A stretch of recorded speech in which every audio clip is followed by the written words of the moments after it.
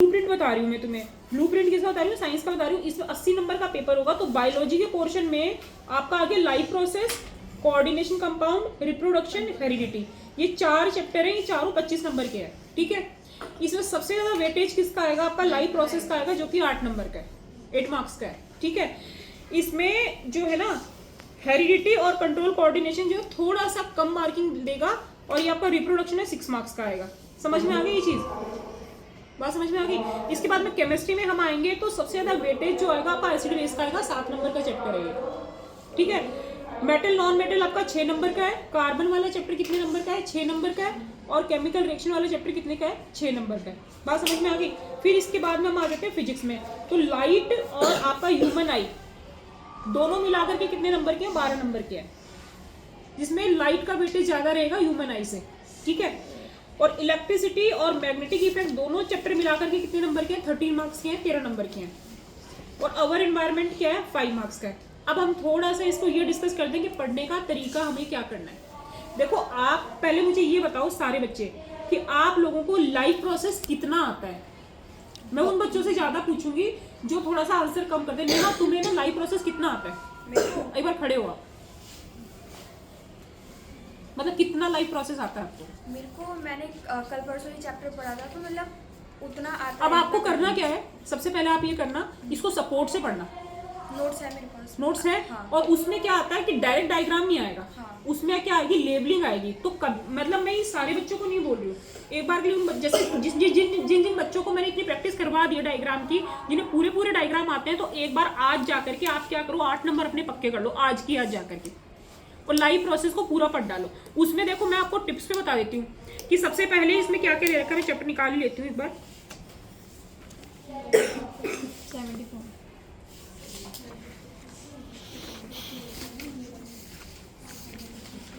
देखो सबसे पहले ना लाइफ प्रोसेस के अंदर आपको करना क्या है, सबसे पहले क्वेश्चन एक बनता है ऑटोट्रॉपिक और हेटेरोट्रॉपिक न्यूट्रिशन में डिफरेंस क्या होता है। दूसरा कई बार क्या आता है कि फोटोसिंथेसिस वाली इक्वेशन आ जाती है।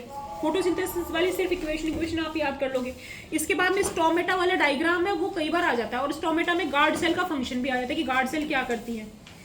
फिर इसके बाद में देखो क्वेश्चन में एक अमीबा वाला क्वेश्चन बहुत बार आता है, जो कि अमीबा में आपका न्यूट्रिशन इन अमीबा है ना, कई बार आ जाता है। और ये आपको बताना भी होता है कि अमीबा जो है फूड का इंटेक कैसे करता है। बैठ जाओ। फिर इसके बाद में देखो आपका डाइजेस्टिव सिस्टम है। डाइजेस्टिव सिस्टम का डायग्राम करना है आपको, और बहुत बार हम कर चुके हैं, बहुत बार कर चुके हैं। तो एक बार इसको फाइनल ले लेंगे। और आप क्या करेंगे, एक मैंने जो कॉपी बनवा रखी है आपको, या तो वो यदि आपके पास है तो, नहीं तो एक प्रॉपर आप साइंस की कॉपी ले लेंगे, प्रैक्टिस कॉपी जिसे बोलते हैं, और उसी में करते ही जाएंगे। जिससे क्या होगा कि जिस दिन एग्जाम होगा ना आपका 15 तारीख का, 20 को पेपर है ना, 20 को पेपर होगा ना, तो आपको सिर्फ कॉपी को देखना है, परेशान होने की जरूरत नहीं है। समझ में आ गई। अब इसके बाद में देखो ये सारे, मतलब मैं पूरा एक एक आपको नहीं बोल रही हूँ, आप सारे क्या करेंगे, डायग्राम करेंगे, डायग्राम की लेबलिंग देख लेंगे, और उसके अंदर छोटे छोटे क्वेश्चन बनते हैं। मैंने लाइफ प्रोसेस के क्वेश्चन लिखवा दिए ना आपको। Yes ma'am. क्वेश्चन लिखवाए ना आपको। यदि नहीं भी लिखवाए, जिस बच्चे के पास नहीं भी है ना, तो आप ग्रुप में डालेंगे कि मेरे पास मेरे क्वेश्चन लिखे हुए नहीं है, मेरे को बता दो कि कौन से हैं। तो वो बच्चा जो है, कोई जिसके पास भी होंगे वो ग्रुप में डाल देगा। थोड़ा सा हम ग्रुप में एक दूसरे को कोऑपरेट करेंगे, ठीक है। एक तो ये चैप्टर हो गया। दिव्या आप सुन रहे हो, एक चैप्टर आप अवर एनवायरनमेंट मत छोड़ना। और उसमें मैंने वो जो क्वेश्चन है ना आपको ओजोन लेयर वाला बार बार करवाया। ओजोन लेयर का क्वेश्चन किसी साल छूटता ही नहीं है। समझ में आ गई। तो अवर एनवायरनमेंट मान लो आपने तैयार कर लिया। कृतिका कहाँ गई, हाँ, और ये आलिया। अवर एनवायरनमेंट में है क्या, यदि एक टॉपिक भी हमें पता हो ना, तो क्वेश्चन छोड़ के नहीं आना है, उसके बारे में लिखते ही जाना है। मान लो 5 नंबर का चैप्टर है, लेकिन मैं ये मान के चलती हूँ कि कोई बच्चा ढंग से रीडिंग भी करके आया तो 3 नंबर कहीं नहीं छोड़ेगा। 10 नंबर पे आ गए, हो गया ना। 8 नंबर का ये और 3 नंबर का ये, तो 8 नंबर मान लो उधर से आपने पूरा नहीं किया, मान लो 5 ही नंबर का आप कर पाए, 5 और इधर से 3 नंबर का, तो 8 नंबर ये हो गए। अब हम आ जाते हैं कौन से इजी चैप्टर में, रिप्रोडक्शन में। रिप्रोडक्शन में मेल का डायग्राम याद करना है, फीमेल का डायग्राम याद करना है। और रिप्रोडक्शन में फीमेल वाले, जैसे कि वो हमारे जो ये होते हैं ना प्यूबर्टी वाले जो कैरेक्टर होते हैं, वो सबको पता होते हैं, मेल और फीमेल में। समझ में आ गई। और रिप्रोडक्शन एक ऐसा चैप्टर है जिसे कि जनरल आप रीडिंग करेंगे आपको काफी कुछ आने लग जाएगा। जैसे कि आपका जो है प्रेगनेंसी के लिए प्रिकॉशन के लिए कौन कौन सी चीजें यूज करनी चाहिए, हर बच्चे को पता होती है। समझ में आ रही है। तो ये सारी चीजें, या फिर जो कॉन्ट्रासेप्टिव पिल्स हैं, इनका वर्क क्या होता है, इस तरीके से जो क्वेश्चन है, जो हमारी जनरल अवेयरनेस के क्वेश्चन है। तो रिप्रोडक्शन वाला चैप्टर यदि हमारा कितने नंबर का मैंने अभी आपको बताया, 6 नंबर का बताया, 3 नंबर का मेरे हिसाब से कोई बच्चा नहीं छोड़ेगा। ऐसे करके आप 10-11 में आ गए। अब आप एक बार के लिए आइए 20 MCQ आएंगे। बात समझ में आ रही है? यदि मान लीजिए कि आप बिल्कुल भी नहीं पढ़ के गए और आपको साइंस का एस भी नहीं आता और आपने तुक्के मारे, मैं मान के चलती हूँ कि हर लड़की के 7 नंबर आ जाएंगे, क्योंकि किसी का भी गैस इतना बुरा नहीं होता कि 20 में से वो 7 नंबर ना ले पाए। बात समझ में आ गई आपको? 17 नंबर यहाँ पे आ गए आपके। आपको पास होने के लिए कितने नंबर की जरूरत है? यदि 27 पे आप पहुंच गए तो आप बॉर्डर लाइन पे आ जाओगे बेटा। समझ में आ गई? अब उसमें आता है एक असर्शन और रीजनिंग का क्वेश्चन आता है, 2 नंबर का क्वेश्चन आता है, 5 नंबर का डायग्राम का क्वेश्चन आएगा कोई भी, तो डायग्राम की लेबलिंग हो जाएगी। इसके बाद में ना देखो बेटा, एक ये चैप्टर है आपका इलेक्ट्रिसिटी वाला। इलेक्ट्रिसिटी वाले चैप्टर में मैंने आपको बार बार बताया ओम्स लॉ बहुत ज्यादा इंपॉर्टेंट है। क्वेश्चन छूटता ही नहीं है V = IR का, या तो न्यूमेरिकल आएगा या फिर क्या आएगा, डायरेक्ट ओम्स लॉ आएगा। ठीक है, 1-2 नंबर आप यहाँ से लो। मतलब ये कुछ सिलेक्टेड क्वेश्चन है जो पक्के आते हैं। समझ में आई कि नहीं आई? अच्छा, इसके अलावा एसिड बेस वाला जो चैप्टर है ना, कौन सा ऐसा बच्चा है जिसे ब्लीचिंग पाउडर के फॉर्मूले नहीं पता, जिसे सीमेंट के फॉर्मूले नहीं पता? कितनी बार हम क्लास में कर चुके हैं। बंदर को देखते हंस रहे हो? नहीं, चंचल ने हाथ उठा दी। तुमने हाथ खड़ा किया है तो ना, मेरा कहने का मतलब है जो चीजें मैं बार बार करवा चुकी हूँ ना, पेपर देख करके आपको ऐसा लगेगा कि यार ये हम पढ़ चुके हैं। उनको रिवीजन करने की गलती मत कर, मतलब रिवीजन को छोड़ना मत उसको, कि कभी आप रिवीजन के भरोसे ये सोचो कि मेरे से रिवीजन नहीं हो रहा, मैंने छोड़ दिया। ये गलती मत कर देना बेटा। समझ में आ गई? और जहां तक मैं आपको बोल रही हूँ, यदि किसी से एनसीईआरटी पूरी नहीं पढ़ी जा रही, सपोर्ट मटेरियल को, कोई बच्चा ऐसा है जिसके पास सपोर्ट मटेरियल नहीं है, और मैं ना आपको एनसीईआरटी ऐप डाउनलोड कर लेना अपने अपने फोन में, जिसके पास फोन है। लास्ट के जो हमारे 2024 के क्वेश्चन पेपर आए हुए हैं, 2-3 पेपर को आप ऐसे कर लेना कि भाई मैं ना पेपर दे रही हूँ, समझ में आ गई, और मैंने ना इसको सॉल्व करना अपने आप, और उसके सिर्फ 20-20 MCQ, उसके ऊपर तुक्के लगा के देखना आप कि कितने सही हो रहे हैं। तो उसमें से भी आपको काफी आइडिया हो जाएगा कि हमारा क्वेश्चन कैसे होगा। एक आपका केस स्टडी भी आएगा कि आप क्या करेंगे, पैराग्राफ को पढ़ेंगे, उसके अकॉर्डिंग उसके नीचे क्या दिया हुआ रहेगा, क्वेश्चंस दिए हुए रहेंगे, तो वहां पे भी क्वेश्चन आपसे हो जाता है। बात आपको समझ में आई कि नहीं? बेटा साइंस का पेपर टफ नहीं आता। हमारी एक मेंटेलिटी बन गई है साइंस में, साइंस में, साइंस में, लेकिन इसको यदि आप पॉजिटिव होके करोगे ना, एक भी बच्चा फेल नहीं होगा, एक भी सिंगल बच्चा भी फेल नहीं होगा। और मैं आपको आज भी बोल रही हूँ, जिसने साइंस की कुछ भी पढ़ाई नहीं की ना, शुरू भी नहीं किया, वो लड़की भी यदि तरीके से पढ़ेगी तो पास हो जाएगी। पहला स्टेप क्या करना है आपको, अवर एनवायरनमेंट पढ़ना है, 5 नंबर वहां से क्लियर करने। दूसरा चैप्टर कौन सा पढ़ोगे, रिप्रोडक्शन पढ़ोगे। समझ में आ गई? क्योंकि रिप्रोडक्शन में से ऐसे क्वेश्चन बनते हैं जो जनरली आपको पता ही होते हैं आधे से ज्यादा। दिव्या सुन रहे हो आप? तो रिप्रोडक्शन वाला पढ़ लो। यदि किसी के पास फोन की सुविधा है ना, तो 1 शॉट होता है बेटा, तो 1 शॉट देखते ही ना आपको बायोलॉजी वाला पोर्शन तो छोड़ना ही है, क्योंकि वो चीजें दिमाग में आ ही जाती हैं।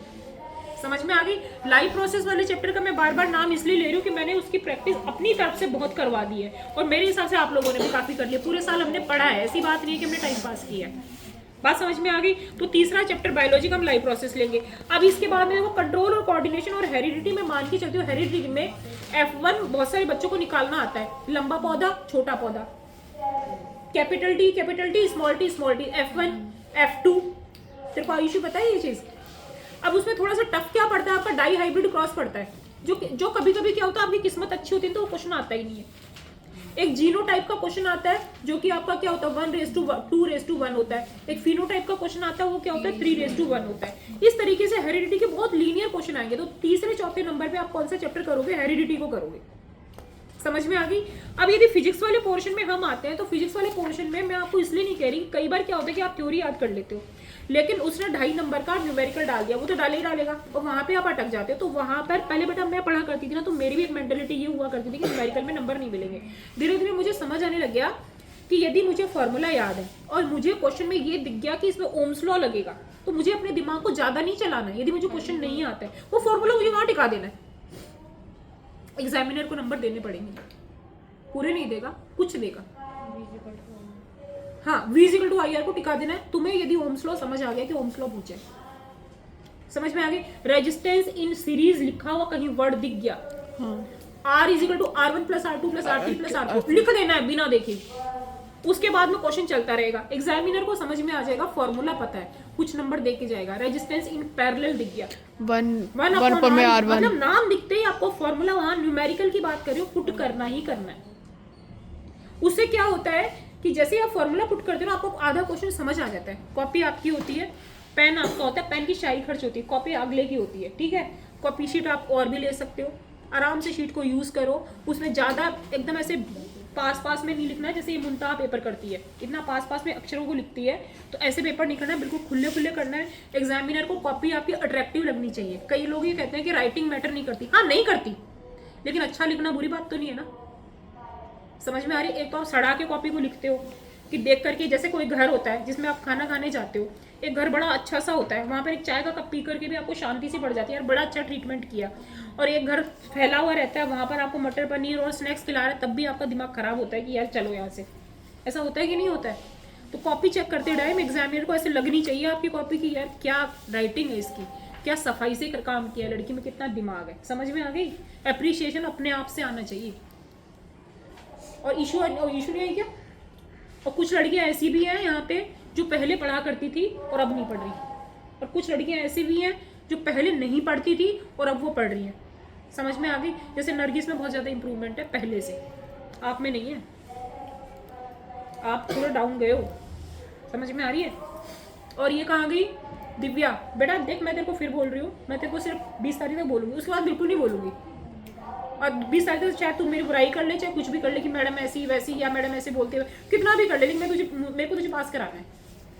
और वो लड़की तन्नू है ना, उसे भी बोल देना कि स्कूल आएगी, स्कूल की छुट्टी नहीं करेगी। तो बिल्कुल है ना बेटा, पॉजिटिव होके करना है। अभी मैं ना कुछ चैप्टर के क्वेश्चन और लिखवा रही हूँ आपको। मैंने आपको किस किस के लिखवा दिए? केमिकल रिएक्शन के लिखवा दिए क्या? मैंने आपको लिखाया एसिड बेस के, एक मैंने आपको लाइव प्रोसेस के लिखवाए, रिप्रोडक्शन के नहीं लिखवाए ना क्वेश्चन आपको, तो रिप्रोडक्शन के क्वेश्चन लिखवा रही हूँ। वो क्वेश्चन आज की आज याद कर लेना। अभी हमारे 2 पीरियड है, प्रैक्टिकल का काम हमारा सारा हो ही गया है, लिखने का काम आप नेक्स्ट पीरियड में करोगी, समझ में आ गई। तो इस तरीके से ना ये क्वेश्चन पूरा हो जाएगा। और MCQ की थोड़ी सी प्रैक्टिस करनी है, और हर चैप्टर का आपको यूट्यूब से 1 शॉट देख लेना है। कितनी देर का होता है पता? 10th का 1 शॉट मेरे ख्याल से 1 घंटा भी नहीं होता, 20 मिनट्स का रैपिड रिवीजन होता है ना मैम। 20 मिनट्स का होता है ना। हर चैप्टर को 20-20 मिनट ही देख लो, समझ में आ गई।